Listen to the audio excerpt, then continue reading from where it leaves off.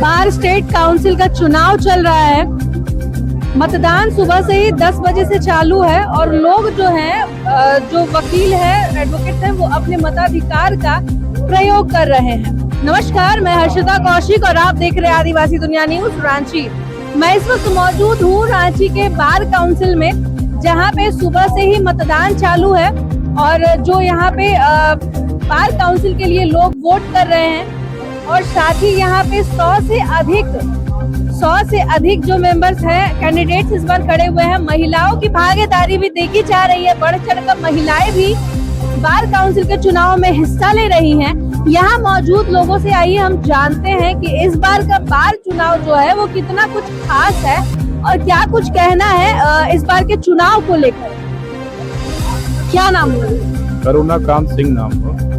तो ये जो बार चुनाव है, सबसे पहले मुझे ये जानना है कि ये हर 5 साल पे होना होता है, लेकिन इस बार ये 8 साल पर होता है। अब वो तो कुछ प्रॉब्लम था अपना बार एसोसिएशन का, उसके चलते लेट हुआ। तो इस बार का चुनाव जो है हर बार के चुनाव से क्या कुछ खास है? एक तो लेट से हो रहा है और काफी नए कैंडिडेट लोग हैं, वोटर भी नए हैं। वो देख के हम लोग को ज्यादा उत्साह है और लग रहा है कुछ नया होगा। तो चलिए, जो सबसे ज्यादा जो बार काउंसिल में अभी सुधार की जरूरत है चुनाव के बाद, आपको जो उम्मीदें हैं वो क्या हैं? उम्मीदें तो भाई जो भी एडवोकेट के फेवर में जो भी काम करे या जो काम नहीं हुआ है वो हो जाए, हम लोग के लिए सबसे ज्यादा होगा। हमारे साथ मौजूद अधिवक्ता हैं, आइए उनसे बातचीत करते हैं। क्या नाम हुआ? भगवती प्रसाद पाठक। तो सर, इस बार जो चुनाव है वो आपके लिए कैसे खास? सबसे पहले तो एडवोकेट प्रोटेक्शन एक्ट लागू होना चाहिए, क्योंकि आप देख रहे हैं, आप तो मीडिया में जुड़े हुए हैं, अधिवक्ताओं पर बहुत अत्याचार हो रहा है, बहुत लोग इन पे अटैक कर रहे हैं, मर्डर हो रहा है, मारपीट हो रहा है। तो इससे बहुत राज्य में लागू हो गई है, झारखंड में लागू नहीं है। हम लोग का डिमांड यही रहेगा कि अगर यहाँ नई कमेटी बने तो एडवोकेट प्रोटेक्शन एक्ट लागू हो।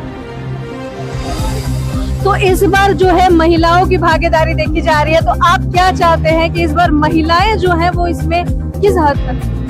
अगर हमरा बात मानिएगा तो हम लोग फिर 50% में 50% लेबर में है, क्योंकि जब हर चीज़ में भागीदारी हो रही है तो इसमें 50% होना चाहिए। कम है, संख्या बढ़ाना चाहिए परसेंटेज उनको। हम तो डिमांड करेंगे कि 50% किया जाए, 53% के अलावा। लेकिन इसका स्टार्ट है, हो सकता है नेक्स्ट 50% हो जाए, 50-50 अच्छा बात है, लेकिन एडवोकेट प्रोटेक्शन एक्ट लागू होना चाहिए।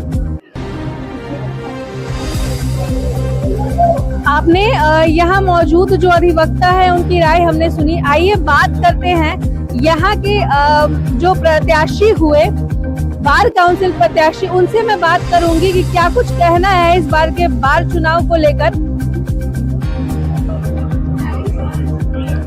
मैं अधिवक्ता सिविल कोर्ट रांची। देखिए, हमारा ये जो आज जो चुनाव हो रहा है बार काउंसिल का, तो बार काउंसिल में हमारे जो भी कैंडिडेट जो खड़े हुए हैं, तो हमें अपना खुद सेंस यूज करना है कि कैसे व्यक्ति को हमें चुन करके लेकर के आना है। ऐसे व्यक्ति को हमें चुन कर लेकर आना है बार काउंसिल में, जो कि बार काउंसिल में आके वकील के हित में काम करे। जब बहुत को, जैसे पिछला जो टेन्योर रहा था, जो 5 साल का टेन्योर होता है, लेकिन वो बढ़ करके 8 साल हो गया, तो कुछ लोग ऐसे होते हैं जो चुनाव के तो आते हैं जरूर, लेकिन काम किसी तरह का नहीं करते हैं, वो बिल्कुल साइलेंट है। तो ऐसे लोग को इस बार हमको चुनकर नहीं लाना है। हमको ऐसे कैंडिडेट की इस बार जरूरत है जो कि आके वाकई अधिवक्ता हित में काम करे और दिखाए कि कैसे हमारा अधिवक्ता पूरे सभी समाज के लिए, मैंने अधिवक्ता हित तो अपनी जगह, पूरे समाज के लिए अच्छी तरह से खड़े होकर काम कर सकता है और वकील हित के साथ साथ पूरे समाज को भी हित को एक साथ रखता है। जैसे हाल फिलहाल में हम लोगों ने देखा था कि हमारा कोर्ट फीस जो एक्ट था, कोर्ट फीस एक्ट सरकार ने ला करके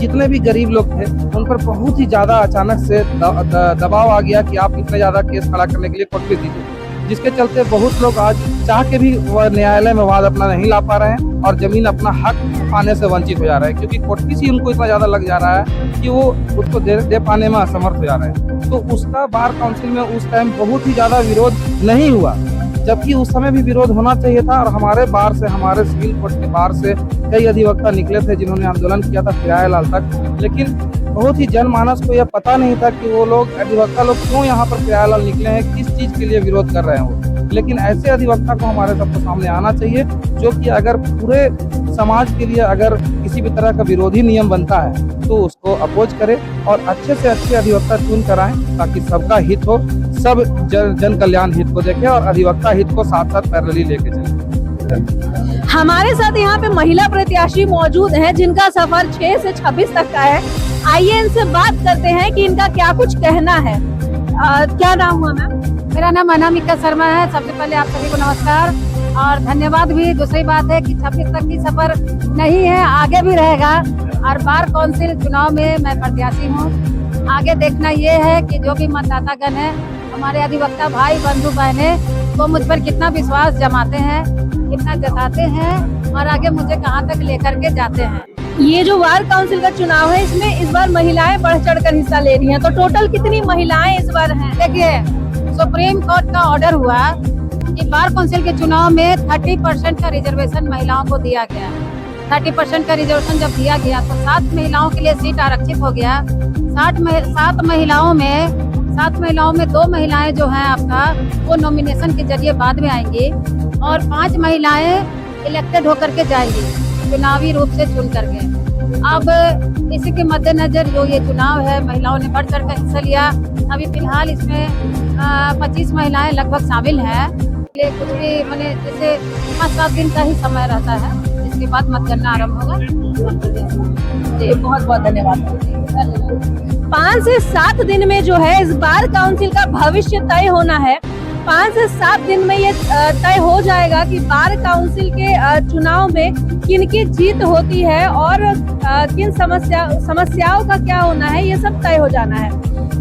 बने रहिए रांची बार काउंसिल से। हर्षिता कौशिक की रिपोर्ट, आदिवासी दुनिया न्यूज, रांची।